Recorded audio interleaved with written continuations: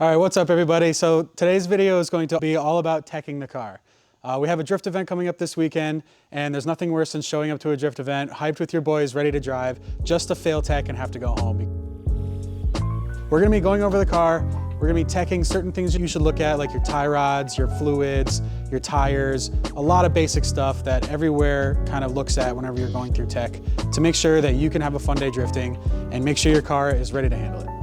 All right, so the first thing that I think is the most important when you're going to go to your drift event is to make sure you have all of your body panels on and secure. It's not really that cool when you don't have bumpers and you don't have hoods or you don't have body panels, they're all smashed up or whatever. So when you go to the track, you kind of want to make sure your car at least looks good, it looks presentable, doesn't look like a big old bag of dicks. The whole missile car thing is fine if you have a cool, let's talk about that real quick.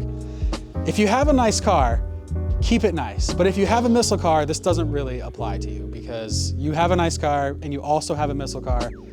Missile cars kind of have their own things, but we're not talking about missile cars today. We're talking about as if you had one drift car. So we're gonna make sure that all of our body panels are on and intact. I know that for the sake of this video, my bumper is missing. It's right here. It's not destroyed into 1,000 pieces. I simply have it off because I was giving the car an alignment, and I have to have it off whenever I put it on the lift, whenever I put it in my trailer. It's really on and off like 100 times a day. So we walk around, everything's nice and secure. Everything is here. We have doors, we have skirts, we have fenders. It's all here, and it looks good. Step one, complete. So step two for when you're going to go through tech is make sure your windshield is free from any spider cracking. One of the first things that's easily noticeable when the car comes up to tech is if the car is littered with cracks. That's not safe. You're gonna have glass flying everywhere, even if you hit something small. So to make sure for safety reasons, make sure your windshield is in good condition. The next step to do after that is to make sure you have all your wheel studs or wheel lugs. Make sure you have all 5 or 4, depending on if you're 4 lug. Make sure they're all there, make sure they're all tight, and make sure nothing's broken because some places will fail you for having 4 lug studs and not 5. Some places don't notice, but you don't want to show up and have that be the reason you're not driving. All right, so the next thing you want to do is make sure your helmet is ready to go and you have an SA 2020 at least. This one is brand new. This one's only about 6 months old. Make sure it's free of defects, doesn't have any scratches or chunks missing from it. And the tag is inside so you can make sure it's all good. This one's a 2020, you can see right on the tag. So yeah, make sure your helmet is in date and good to go because you'll need this to get anywhere. If you don't have a helmet, you're failing tech immediately. So now that we have the basics of the outside of the car, we're moving inside the car. So first off, I want to preface that stock seats and stock seat belts are totally fine.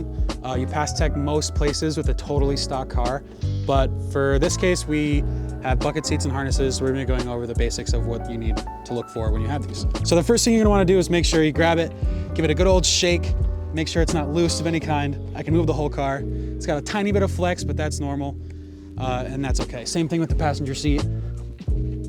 Nice and secure. Next up is your harnesses. It's always safe to have a 5-point harness or a 6-point harness because if you end up upside down, the 4-point harness is cool and all, but this crotch belt will keep you from slamming into the roof when you do go upside down. So this kind of keeps you in the seat and down while the rest holds you back and in place. But make sure these are all good. They're nice and tight. They're fitted to your size. They're ready to go. And it's always safe to make sure that they're in date. And there is a special way to fold the harnesses around the harness bar. I usually use the Schroth, S-C-H-R-O-T-H. There's like a manual on how to tie your harnesses. It's actually really simple. All right, so next up when you're in the car is to make sure that you have a fire extinguisher within reach for any kind of emergency. It's gonna save your life, it's gonna save your car. It's gonna keep everything, from burning to the ground. It's gonna protect your investment, and a quick $40 extinguisher can is great. You can have the fire suppression systems, those are great too, but a simple extinguisher will get you through tech pretty much anywhere you go. Mine's mounted right here. I forget the name of the bracket, I'll link it in the description once I look it up. But it's right here, and it's good to go, and it's really all you need. So one last thing to do is, especially if you have like a full-on race car, because normally stock cars are pretty good about having everything be nice and secure, nothing loose, nothing flying around. But when you kind of make a race car out of what you have and you've pulled it out and you've caged the car and all that stuff, you really just want to make sure that nothing is loose and gonna fly around. So like, the glove box is nice and stiff, this is all tied down. There's no loose items. This is all gonna be strapped down once I'm in there. but you know, you don't really want to have floor mats, you know, stuff in the trunk or the back seat, because if you do get hit or if you flip over or something, the last thing you want is for some debris, some water bottle, some random thing to come over, get under your brake pedal and kind of screw you from being worse. But I guess once you're upside down, you don't really care too much, but you really don't want to have that stuff hitting you in the face, especially if you're rolling a few times. All right, so the next thing you want to check is to make sure your battery is secure and tightened down wherever you have it located. So for BMWs, they're in the trunk. The factory tie down is perfectly okay. I know a lot of other cars like 350Zs and stuff have them in the engine bay. There's usually a stock tie down which holds the battery in place. Those are perfectly fine. But if you've lost them, if they broke, if you have a different size battery, you just want to make sure that it's tied down and secured in any way, shape, or form. So this one's tied down. I have like a piece of flat stock across and I have it bolted down. And I have an old pool noodle here. Actually, I think this is actually cage padding, but I just wanted to use this to press down on the battery to make sure that it wasn't sliding around back and forth and it wasn't chafing on anything. And I know we said no loose items, but I do have a subwoofer back here. I know people might be like, oh, he's got a sub back there. Why are you drifting? It's actually very secure. So I've drifted it like this at many events and it's not going anywhere. So the next thing that they're gonna check when teching your car is under the hood. They're gonna make sure nothing looks terrible, nothing's loose and flopping around, you don't have anything hanging down or profusely leaking. So if you're looking around and everything looks nice and tight, you're usually pretty good to go, especially if your car is stock. You really wanna make sure your power steering is not leaking everywhere. You wanna make sure you're not leaking oil out of any weird gasket or coolant or something like that. Normally the cars that are more stock, I like to check more thoroughly because they're more neglected and they kind of are more likely to be leaking in weird hidden places. But if you see a car that's clearly built and clearly put together and it's all clean and nice under the engine bay, it's usually less of a worry because that person probably went through everything themselves. Always good to check, always good to double check because you never know what happens in the middle of an event. You blow out a gasket from driving so hard. Make sure everything is secured, make sure everything's tight. If there are any loose wires, make sure they're zip tied down or zip tied to a certain place. Make sure everything is kind of plumbed the way it should go. Everything's tucked nicely. And really the last thing you want to see is just a mess under here when you pop the hood. So everything looks pretty good. We don't have any crazy leaks or anything. Always check your oil. I know there's some of you out there that haven't checked the oil. I personally have forgot to change my oil before and I blew an engine that way. So always check your oil and check your fluids before a drift event. It's crucial. So check your oil, check your coolant. Make sure you got plenty of coolant in there. Make sure you're good to go. Make sure it's bled. It's not leaking anywhere. Make sure you have good power steering fluid. And that's pretty much it. Make sure you're good to go. Another thing that people like to forget is securing their hood pins. You know, we're calling out anyone who's ever been at a drift track and forgot to put their hood pins, had their hood fly up. You see them continuously drifting. You know, everyone's like, oh, look at how cool that. I don't know who is lying to themselves, but it's really not cool to have your hood fly up on you in the middle of the track. Yeah, it looks cool as a bystander, but like, what are you doing? Make sure these are secured and you'll be good. Not that hard. All right, so then we're gonna move into an optional portion of this, is to make sure your lights work. I do a lot of night drifting, so it's kind of crucial to be able to see where you're going, have your corner lights work, have your headlights work, have your brake lights work, and it's also crucial to make sure your hazards are working as well, because if you're having an issue and you're trying to pull off, or even if you crash and go off course, having those hazards on will make sure that everybody can see you and really just keeps you safe. That's kind of really all it is. So we're back here, we make sure that the tail lights work. We really want to make sure that the person behind you can see you. Lights are really kind of crucial when you're night drifting so that you can see where you're going, keeps you safe, keeps the other person safe. This is optional. You're not going to fail tech if your lights don't work. But if you are going to a night event somewhere, they are going to want to make sure your lights do work. But there aren't a lot of night events that are hosted by a lot of tracks. But if you catch yourself at a night event, you want to make sure your lights work. But if you're at a normal day event, this isn't going to fail you. But this is still a good practice, good common practice, especially if it's a street car. You can see my plate right here, but you want to make sure that, especially if you're a street car, that all your lights work. So that's one less reason to get pulled over. All right, so we've pretty much covered everything, up top, looking at the car, looking inside the car, making sure all your body panels are on here, making sure your lights work, everything is all there. Now we're gonna go under the car and show you some of the other things that they're gonna check for when you're there checking your car. First thing you wanna look at is your tires. You wanna make sure your tires are good and ready to go. So you make sure you got full tread, make sure you're not showing any wires, make sure you're not, patching on the inside. You can tell that this is already wearing down a little bit. But because of our drift alignment, because we have toe out up front, this is gonna happen over time. But we got good tires. These are the Falcon Azena 615Ks. These are great grip, perfect up front. Make sure your tires are good. These are fine. Both fronts are actually doing pretty good. These have pretty much a whole season on them. So after you've checked the front tires, you come and check the back tires. These are the ones that get shredded off fast. So if you park your car from the last event and you go, oh crap, I haven't changed my tires, these are all gonna be all shredded up. So we checked, these ones are brand new. These ones have like maybe 1 or 2 laps on them just from me testing the car because I changed my diff. This is a good time to check for uneven tire wear. These are actually wearing pretty great, but if you have like inside wear, outside wear, middle wear, it's all dependent on how much tire pressure you have, if your camber's zeroed out or positive. Sometimes it changes under load, sometimes it's all based off the toe. When you're drifting, make sure you have nice, flat, even wear. Sometimes it's 0 camber, sometimes it's positive 1 degree, depending on how low you are and depending on how much squat you have. Pretty self-explanatory. You can look at them, you can tell. You can make small adjustments from here, especially if you're wearing more on the inside or the outside, but something to check out, make sure your tires are good.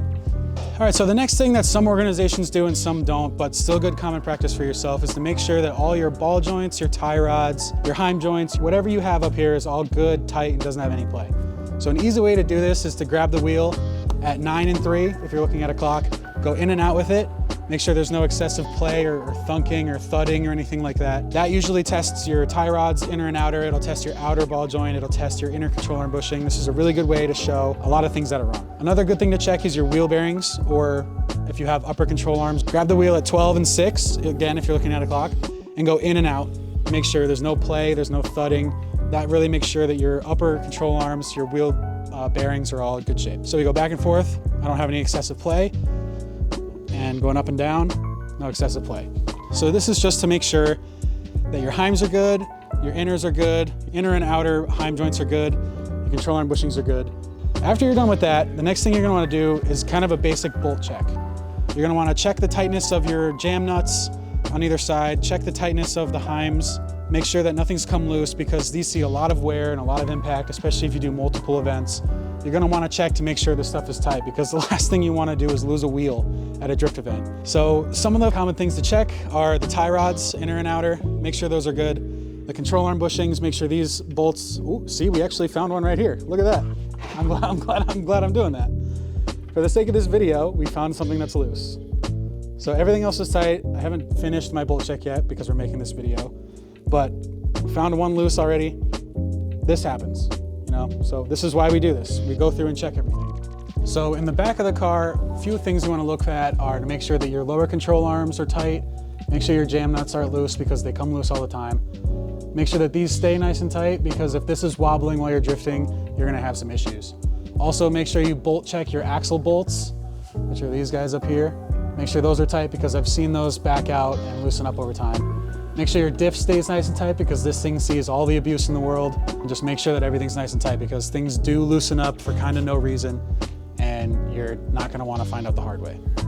All right, so another thing you want to check for when you're under here is for leaks. A lot of places care about oil and coolant and other liquids on their tracks.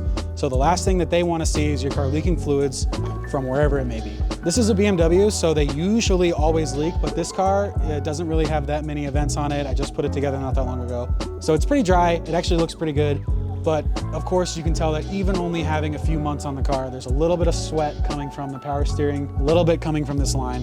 But at least we're not dripping it, I'm not losing any, and there's no drips on the ground ever. So make sure that there's no oil, make sure your oil pan gaskets are clean, make sure your power steering lines are not leaking, make sure there's no coolant coming from your reservoir or your radiator or your hoses or none of that. Make sure that's all good, make sure you're not leaking oil. Everything should be free of leaks and problem-free under here.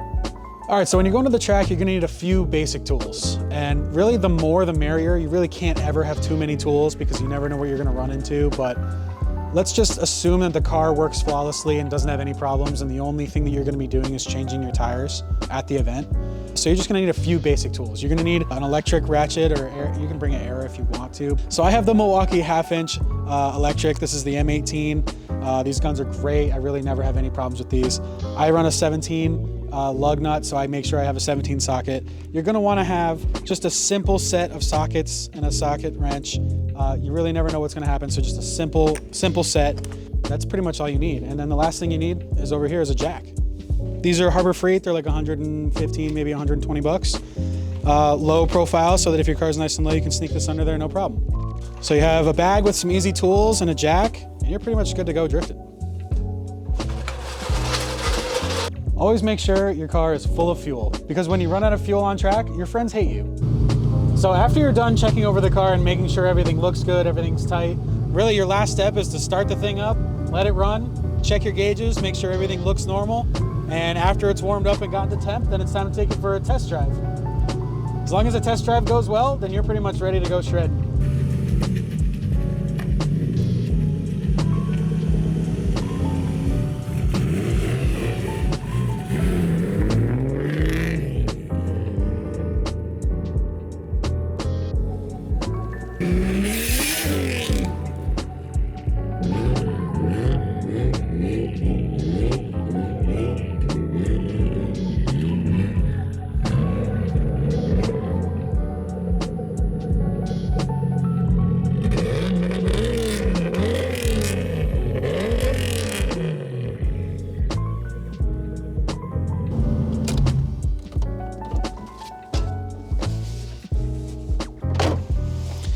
So those are pretty much the basics. We're loaded onto the trailer. That's kind of everything you need to know to get to a drift event safely and have fun, be able to pass through tech without any problems, and go shred with your homies. Check your rule book of your local track. Everybody has different rules. These are the basics. These are definitely the minimum at every track. So check your local rules and make sure to stay safe and have fun. All right, so we're all set. We're all loaded up. We're ready to go.